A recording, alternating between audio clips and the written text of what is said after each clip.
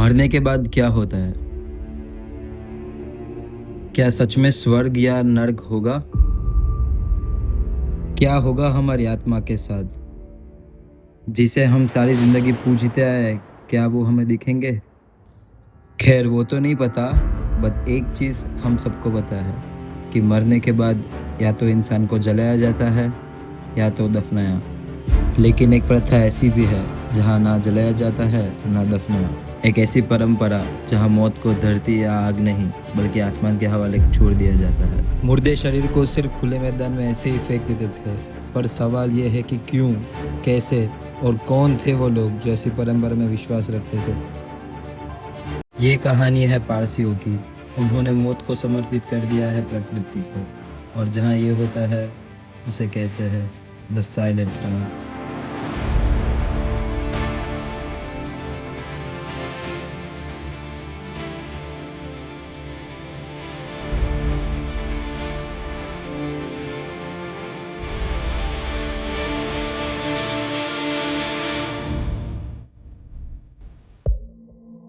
पूरे इंडिया में सिर्फ 6 जगह पे द टावर ऑफ साइलेंस है। एक मुंबई, सूरत, वलसाड, हैदराबाद और दीव। दीव जहाँ मैं रहता हूँ। तो मैंने सोचा क्यों ना इसे एक्सप्लोर किया जाए, क्योंकि ये रिचुअल डिस्टर्बिंग और हॉन्टिंग तो है ही, बट ये बहुत यूनिक भी है। तो फिर क्या था, मैं गया वहाँ पे।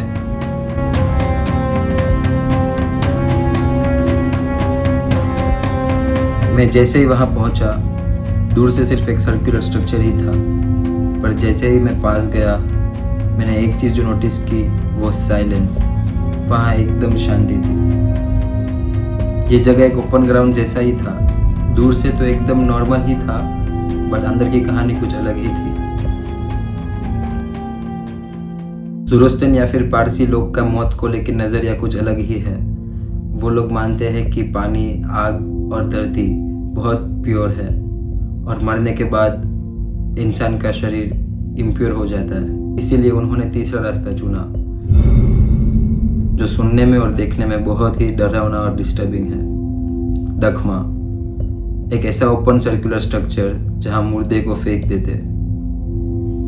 तो प्रोसेस कुछ ऐसा है कि मौत के बाद यहाँ पे एक रिचुअल के थ्रू बॉडीज को लाया जाता था। कहते हैं कि बाहर का सर्कल आदमियों के लिए, बीच का औरतों के लिए और नीचे के साइड बच्चों को रखते थे। उन्हें खुले आसमान के नीचे रख दिया जाता, और उसके बाद प्रकृति अपना काम करती। पहाड़ों के गीड़, वल्चर, काले कौवे और दूसरे सारे पक्षी घंटों में ही शरीर को साफ कर देते और बच्ची कुची हड्डियों को नीचे कुएं में फेंक देते। जो हड्डियाँ थी वो धूप और बारिश में मिट्टी बन जाती, और ये पूरा प्रोसेस सिर्फ एक चीज़ के लिए, कि प्रकृति अपना साइकिल कंटिन्यू करे।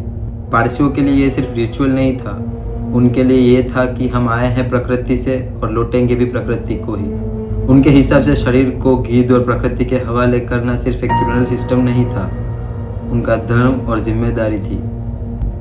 लेकिन आज ये टावर ऑफ साइलेंस खाली है, क्योंकि गीड़ या फिर वल्चर जो इस रिचुअल के सबसे बड़े हिस्सेदार थे वो लगभग ख़त्म हो चुके हैं, और पारसी कम्युनिटी भी छोटी होती गई, तो ये परंपरा ज़्यादातर यूज़ नहीं होती।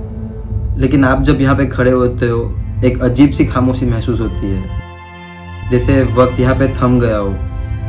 अब मरने के बाद क्या होता है ये शायद हम कभी नहीं जान पाएंगे, लेकिन यहाँ आकर एक चीज़ समझ आती है कि ज़िंदगी कितनी छोटी है और मौत कितनी सच्ची। तो अगर आप कभी दीव विजिट करते हो तो don't forget to visit this place.